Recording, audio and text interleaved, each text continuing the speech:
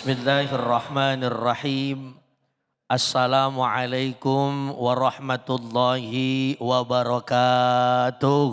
Waalaikumsalam warahmatullahi wabarakatuh. Alhamdulillah wassalatu wassalamu ala Rasulillah amma ba'du. Al-Mukarram Al-Ustadz David Khaliq, Masya Allah, siang hari ini terlihat sangat cerah, hingga kalah cerah sama saya ya. Kita doakan beliau mudah-mudahan selalu diberikan kesehatan oleh Allah Subhanahu wa Ta'ala. Para pemirsa Cahaya Hati Indonesia, iNews TV, dan para jamaah yang hadir di tempat yang mulia ini, sehat semuanya. Mudah-mudahan apapun warna kerudungnya, apapun warna pecinya, ada yang pink, ada yang hijau, ada yang merah, ada yang hijau begitu ya. Mudah-mudahan insya Allah semuanya dinilai barokah oleh Allah Subhanahu wa Ta'ala. Para pemirsa yang dirahmati oleh Allah Subhanahu wa Ta'ala, siang hari ini kita akan belajar bersama-sama satu kisah yang sangat istimewa. Satu tragedi yang sangat luar biasa yang insya Allah mudah-mudahan bisa menjadi pelajaran untuk kita. Memang penyakit yang paling bahaya adalah penyakit hati. Ulama bahkan menjelaskan kalau penyakit hati itu susah obatnya nyari di mana. Betul apa betul? Orang sakit rematik, gula, terus apa lagi? Ya tuh, macam-macam asam urat ya, uratnya asam begitu kan kira-kira. Itu gampang nemu obatnya di warung, di tukang jamu ada.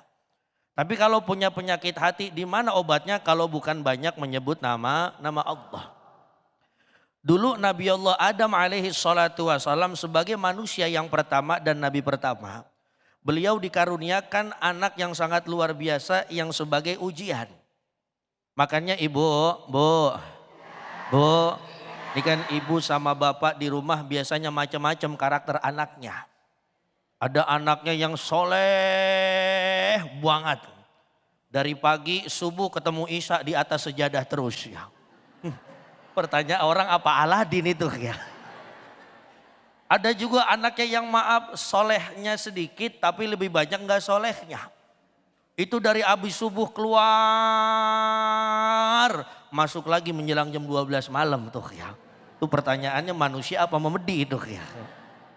Ya tentu ini adalah ujian buat kita sebagaimana Allah uji Nabi Allah Adam dengan putra-putra beliau yang namanya Qabil dan Habil. Biasanya Bapak Ibu orang iri itu faktornya banyak, betul betul. Kira-kira maaf ini jawab yang jujur, jangan ada dusta di antara kita ya. Kira-kira kalau kita sukses yang iri dikit apa banyak? Kurang kompak. Kira-kira kalau kita sukses yang iri dikit apa banyak? Wow, banyak banget ya. Ada orang punya usaha, Masya Allah, setiap Senin, Selasa, Rabu, Kamis, Sabtu, Minggu. Kenapa Ustadz nggak nyebut Jumat? Jumatnya libur. Dia dagang satu hari bisa habis misalkan 3.000 porsi. Akhirnya ada yang iri tuh. Ada nggak biasanya orang begitu? Ada. Ini adalah bentuk ujian kepada kita. Sebagaimana dulu seorang Qabil itu sangat iri sekali dengan seorang Habil. Kenapa? Karena Habil itu semua keinginannya selalu Selalu diijabah oleh Allah Subhanahu wa Ta'ala. Ini pelajaran buat kita. Makanya Bu, jangankan orang lain, kadang-kadang yang masih saudara sekandung aja suka iri sama kita. Betul apa betul? Mohon maaf Ustaz David, saya ini kan orang Betawi kan karakter begitu. Iya. Pertama anaknya banyak. Dulu saya punya engkongnya saya lagi anaknya 25. Itu satu biang tuh ya. Berarti kan 1 tahun. Tapi emang beda orang dulu sama orang sekarang. Orang dulu banyak anak banyak rezeki. Kalau orang sekarang kan banyak anak banyak cicilan ya. Lihat pasti ada dari setiap satu keluarga ada yang sukses ada yang enggak. Namanya saudara Bapak Ibu pengen seperti saudaranya. Ada saudaranya misalkan jadi direktur utama. Mohon maaf saudaranya yang misalkan jadi direktur utama. Dianya gak ada jadi direktur utama. Pasti ada apa? Ada sedikit rasa iri tuh. Ya Allah dia bisa kenapa saya kagak ya. Padahal masih sama satu apa? Satu perut, satu emas, satu baba. Kali gitu kalau lain emak lain baba orang jadi masalah kalau bahasa orang Betawi. Kan ini kan masih satu emas, satu baba. Begitupun Nabi Allah Adam, beliau punya anak Habil dan Qabil. Artinya Bapak Ibu sekalian, ini pelajaran untuk kehidupan kita. Bahwasannya setiap apapun kesuksesan kita di dunia pasti akan ada orang yang iri. Bagaimana caranya supaya misalkan kita hatinya selalu terjaga, jangan sampai iri kepada kesuksesan orang lain.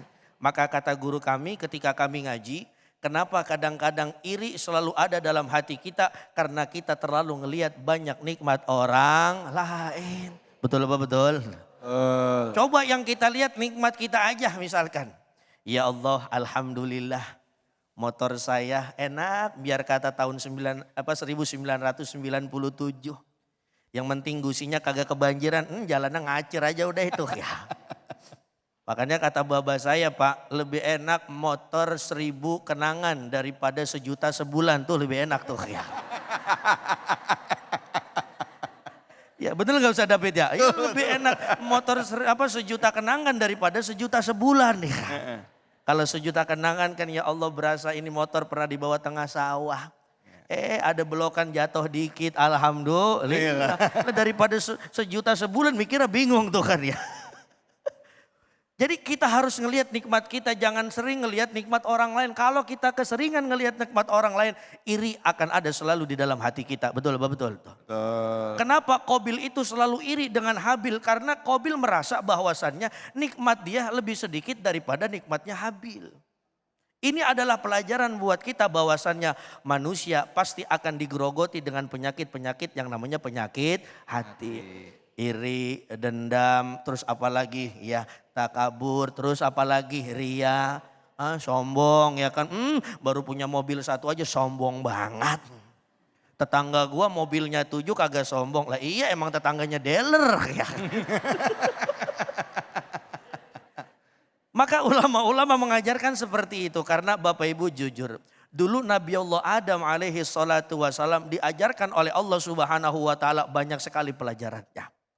Kita tahu ketika beliau Nabi Allah Adam alaihi salatu wassalam diuji sama Allah subhanahu wa ta'ala, diusir oleh Allah dari sorga, ini kan ujian. Artinya apa? Udah enak-enak di sorga akhirnya apa? Diusir. Kesalahannya cuma 1, gara-gara apa? Makan buah khuldi. Padahal Allah sudah larang di Al-Quran. Wala taqraba hadhihi syajarata fatakuna minadz zalimin. Namanya ini adalah ujian. Tadi makan buah apa Bu? Makan buah apa? Alhamdulillah berarti orang sini ngajinya bener Ustadz. Iya.